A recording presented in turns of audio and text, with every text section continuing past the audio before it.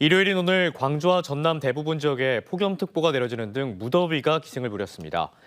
낮 최고 기온은 곡성 석곡 35.2도를 최고로 광주 광산 34.9도, 화순과 구례, 순천 황전 34.8도, 해남산이 34.7도를 기록하는 등 35도 안팎의 폭염이 이어졌습니다. 월요일인 내일도 낮 최고 기온이 30도에서 34도까지 오를 것으로 예상되며 일부 내륙 지역엔 5에서 40mm의 강한 소나기가 내리겠습니다. 모레 기압골의 영향으로 비가 내리면서 더위는 다소 누그러질 것으로 보입니다. 지난 봄 사재기 파동이 있었던 천일염의 생산이 일조량이 풍부한 요즘 절정을 맞을 텐데요. 그러나 긴 장마의 연이은 폭우로 바닷물의 염도가 크게 낮아진 데다 장기간 이어지는 폭염으로 작업 시간도 줄면서 생산에 차질을 빚고 있다고 합니다. 고익수 기자가 현장을 다녀왔습니다. 210만여 제곱미터로 전국에서 가장 넓은 신안군 정도면 태평염전. 강렬한 햇빛이 내리쬐는 낮 시간 내내 정적만 감돌고 있습니다. 35도를 오르내리는 불볕 더위를 피해 새벽과 저녁 시간대에만 일손이 투입되고 있기 때문입니다. 오전 일과는 바닷물을 끌어올려 증발지에 고루 펴는 작업으로 끝입니다. 연일 계속되는 폭염에 체염 작업은 오후 5시가 돼서야 시작되고 있습니다. 작업 시간은 길어야 하루 4시간. 절대 작업량이 부족하다 보니 생산량도 기대에 미치지 못하고 있습니다. 더구나 긴 장마에 연이은 폭우로 바닷물 염도가 크게 떨어져 결정체가 만들어지는 데에도 시간이 많이 걸리고 모양도 좋지가 않습니다. 올해 장마가 좀 길었고 7월 달 내내 생산을 한 번을 못했습니다. 그러다 보니까 바닷물도 염도가 많이 낮아진 상태고 또 증발지도 싱거워져 가지고 이 물을 증발시키는데도 상당히 어려움이 있습니다. 그러다 보니까 생산량은 전에 비해서 많이 떨어져 있는 편입니다. 이 때문에 이곳에서 생산되는 천일염은 하루에 20kg들이 3,400포대로 지난해보다 20% 이상 줄었습니다. 그나마 다행인 것은 올봄 소금 파동 때 도매상과 일반 소비자들이 소금을 일정 부분 확보해둔 덕에 김장철 수급엔 큰 어려움이 없을 것으로 보입니다.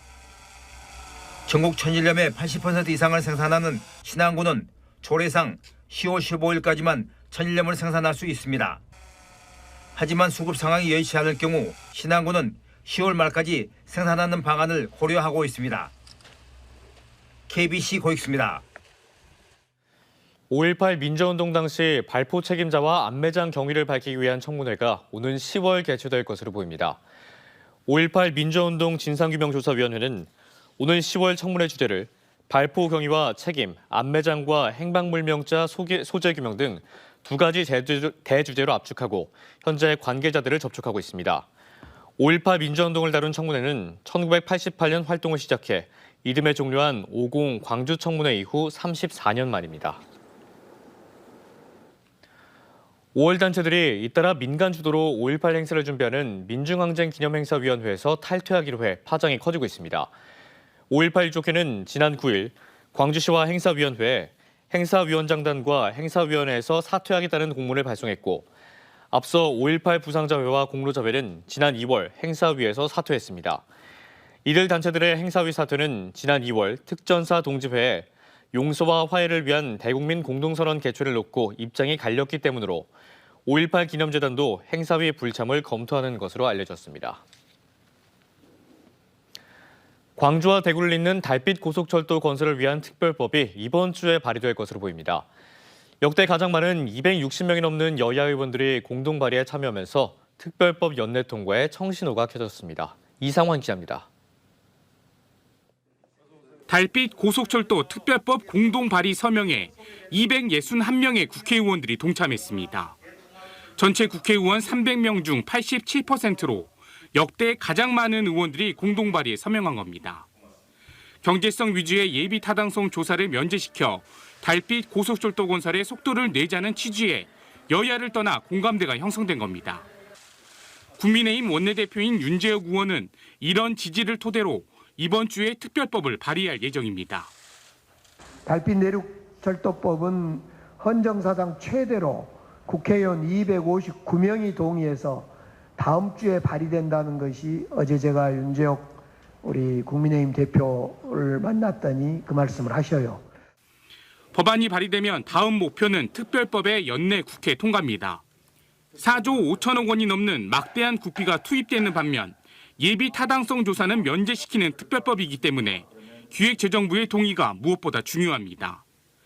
달빛 고속철도가 윤석열 대통령의 대선 공약이었고 대다수 의원들의 지지를 받고 있는 만큼 올해 안에는 특별법이 국회 문턱을 넘어설 것으로 예상됩니다.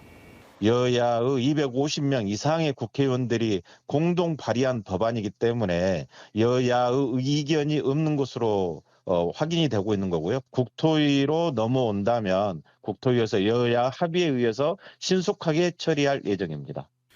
예비 타당성 조사에 발목이 잡혀 지지부진했던 달빛 고속철도 사업이 여야의 협치로 본궤도에 오르고 있습니다. KBC 이상환입니다.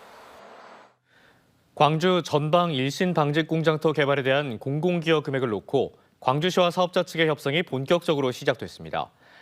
공공기여금은 사업자가 토지를 개발할 때 규제를 완화해주는 대신 개발 이익의 절반가량을 공공사업에 쓰도록 지자체에 돌려주는 비용으로 광주시와 사업자의 협상이 현재 진행 중입니다.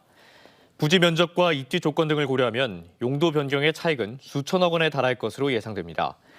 전방 일신 방직 공장터에는 더현대 광주와 특급 호텔, 4천여 세대 규모의 공동주택을 건립하는 개발 계획이 추진되고 있습니다.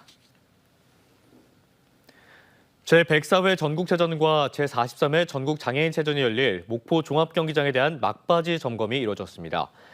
김영록 전남지사는 박홍률 목포시장과 함께 전국체전 주경기장인 목포 종합경기장을 찾아 99%의 공정률을 보이고 있는 마무리 공사 상황을 점검했습니다. 김 지사는 오는 29일 자치단체장 상생협력회의를 목포 종합경기장에서 개최해 전국체전 준비 상황을 설명하고 적극적인 참여와 협력을 당부할 예정입니다. 광주시 교육청이 중고등학교 교복 담합 의혹을 받고 있는 업체들의 입찰 참여 제안에 나섭니다. 시교육청은 지난 4월 검찰 수사를 통해 밝혀진 교복 가격 담합 판매 대리점 39곳을 대상으로 다음 달 계약심의위원회를 열고 행정처분 여부와 수위를 결정할 방침입니다. 이들 업체들이 행정처분을 받게 될 경우 최소 5개월에서 최대 2년까지 광주 지역 중고등학교가 시행하는 교복 입찰에 참여할 수 없습니다. 한국노총 광주본부가 근로자 종합복지관을 위탁 운영하며 사업비 일부를 부적절하게 사용했다는 의혹이 제기돼 경찰이 내사에 착수했습니다. 광주 북부경찰서는 복지관에서 일하는 현직 노조 간부 한 명이 업무를 하지 않는데도 인건비가 지급되고 있다는 첩보를 입수하고 사실관계를 확인하고 있습니다. 광주시는 지역 주민들이 복지관을 이용할 수 있도록 시설 관리와 운영 등을 한국노총에 맡기고 매해 수억 원의 운영비를 지급하고 있습니다. 비위 행위로 해임됐던 영암군 전 공무원이 해임 취소 소송을 제기했지만 패소했습니다. 광주지법 행정일부는 부하 공무원에게 부적절한 발언과 2차 가해로 해임된 A씨가 영암군을 상대로 제기한 해임 처분 취소 청구 소송에서 기각 판결을 내렸습니다. A씨는 비위 행위가 1회에 그친 점 등을 들어 해임 처분이 부당하다고 주장했지만 재판부는 해임 징계가 재량권을 남용한 것으로 볼 수 없다며 청구를 기각했습니다. 일본인 컨셉의 부캐릭터 다나카를 명량대첩 축제에 섭외해 논란을 빚은 축제집행위원회가 결국 재검토를 하겠다며 사과했습니다. 명량대첩 축제 집행위원장은 오늘 축제 홈페이지에 입장문을 내고 즐겁고 유쾌해야 할 축제에 심려를 끼쳐드린 점에 송구하다며 반전 교육을 통해 애국을 표현하자는 취지였으나 논란의 소지가 있어 재검토하기로 했다고 밝혔습니다. 명량대첩 축제 집행위원회는 개그맨 김경욱 씨의 붓캐릭터 다나카가 출연하는 축하쇼를 기획했지만 부적절하다는 지적을 받아왔습니다. 12척의 배로 외선 133척을 부순 이순신 장군을 기리는 명량대첩 축제는 다음 달 8일부터 10일까지 울돌목 일대에서 개최됩니다.